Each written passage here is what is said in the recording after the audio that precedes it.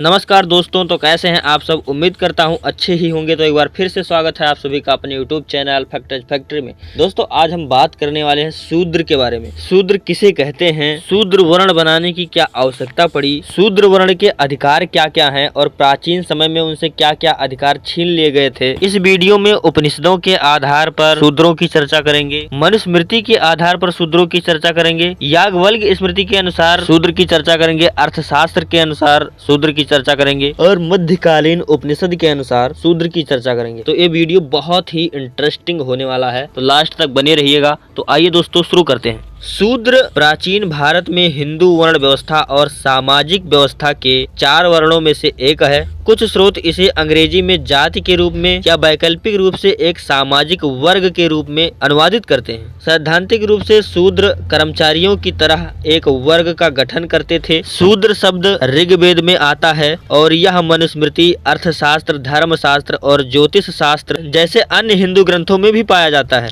कुछ मामलों में शूद्रों ने राजाओं के राज्याभिषेक में भाग लिया या प्रारंभिक भारतीय ग्रंथों के अनुसार मंत्री और राजा थे। अगर हम वेदों में शूद्र की बात करें तो शूद्र शब्द ऋग्वेद में केवल एक बार आया है। पुरुष सूक्त में सन्निहित सृष्टि की पौराणिक कहानी में पाया जाता है। इसमें आदिम मनुष्य के शरीर से 4 वर्णों के निर्माण का वर्णन है। इसमें कहा गया है कि ब्राह्मण उसके मुख से, क्षत्रिय उसकी भुजाओं से, वैश्य उसके जांघों से और शूद्र उसके पैरों से उत्पन्न हुआ है। इतिहासकार आर.एस. शर्मा के अनुसार इस श्लोक का उद्देश्य यह दर्शाना रहा होगा कि शूद्रों की वंशावली अन्य वर्णों के समान थी और इसीलिए वे वैदिक समाज का एक वर्ग थे। दूसरी ओर यह विषम ब्राह्मणवादी समाज के लिए एक सामान्य पौराणिक उत्पत्ति प्रदान करने के प्रयास का भी प्रतिनिधित्व कर सकता है। अर्थशास्त्र में देखें तो इसमें भी कई सारे मतभेद हैं। इसमें शर्मा के अनुसार प्राचीन हिंदू पाठ अर्थशास्त्र में कहा गया है कि आर्य स्वतंत्र व्यक्ति थे और किसी भी परिस्थिति में गुलामी के अधीन नहीं हो सकते थे। पाठक आर्यों की तुलना शूद्र से करता है, लेकिन ना तो वंशानुगत दास के रूप में और ना ही आर्थिक रूप से बंद सामाजिक स्तर के रूप में, जिस तरह से बाद में शूद्र की व्याख्या की गई। अगर हम मनुस्मृति में शूद्रों की बात करें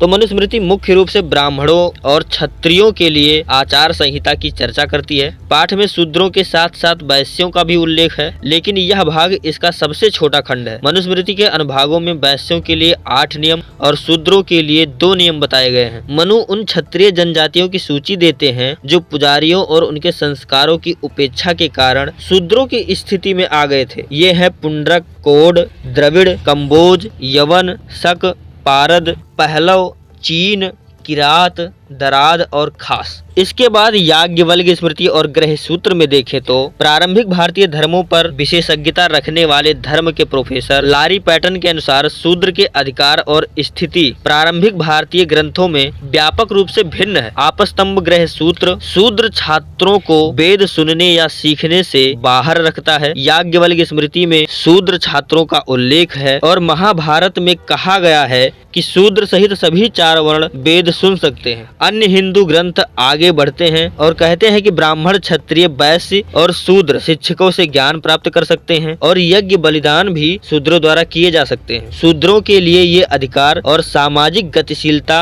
कम सामाजिक तनाव और अधिक आर्थिक समृद्धि के समय में उत्पन्न हुई होगी। ऐसे समय में महिलाओं की सामाजिक स्थितियों में भी सुधार देखा गया था। और इसके बाद अगर हम मध्यकालीन उपनिषद में शूद्रों की बात करें तो दोस्तों वज्र सूची उपनिषद जैसे मध्यकालीन युग के ग्रंथों में वर्ण की चर्चा की गई है और इसमें शूद्र शब्द भी शामिल है। जैसे मध्यकालीन युग के ग्रंथों में वर्ण की चर्चा की गई है और इसमें शूद्र भी शामिल है। विल्फ्रिड लारियर विश्वविद्यालय में दर्शन शास्त्र के प्रोफेसर अश्विनी पीतुस के अनुसार वज्र सूची उपनिषद एक महत्वपूर्ण पाठ है, क्योंकि यह मानता है और दावा करता है कि किसी भी सामाजिक भूमि का कोई भी इंसान अस्तित्व की उच्चतम आध्यात्मिक स्थिति प्राप्त कर सकता है। गैर हिंदू ग्रंथ शूद्रों के बारे में एक अलग तस्वीर पेश करते हैं। पैटर्न के अनुसार एक बौद्ध ग्रंथ में शूद्रों का उल्लेख है जो वेद, व्याकरण, मीमांसा, सांख्य, वैशेषिक और लग्न बताना जानते हैं। तो दोस्तों इन ग्रंथों में से आपको मैंने बताया शूद्रों के बारे में कि इनके क्या ख्याल है, शूद्रों के बारे में, शूद्र क्या है। वैसे तो सबसे ठोस प्रमाण वेदों का ही है कि ये सभी एक विराट पुरुष से निकले हुए हैं, जैसा कि मैंने आपको शुरुआत में ही बताया और वही सत्य है। तो दोस्तों बस आज के लिए इतना ही। अगर ये वीडियो आपको अच्छा लगा हो तो लाइक करो, शेयर करो, चैनल पे हो चैनल को सब्सक्राइब कर लो और बेल आइकन को भी प्रेस कर दो ताकि ऐसे इंटरेस्टिंग और मोटिवेशनल वीडियो देखने को मिलते रहे।